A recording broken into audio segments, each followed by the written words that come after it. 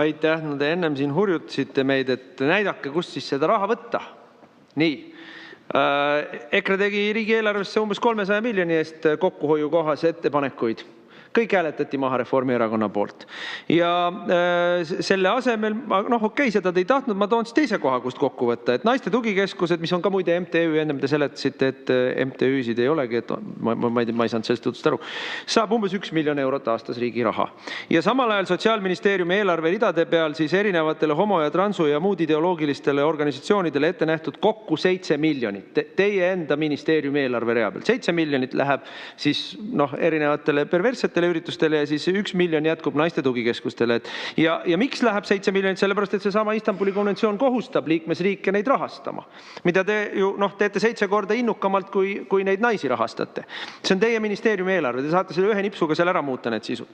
Nii et siin on teie prioriteedid väga selgelt näha ja mina jään selle juurde, et teid ei huvita naiste heaolu. Esiteks ma ei nimetaks homoseksuaale ja transsoolisi perversseteks. See on äärmiselt iganenud vaade, et inimestel on õigus olla need, kes nad soovivad. See on esiteks. Teiseks, ma pean tõesti siin eelarvesse vaatama. Raske uskuda, et see on 7 miljonit. Aga ma vaatan sisse. Aitäh!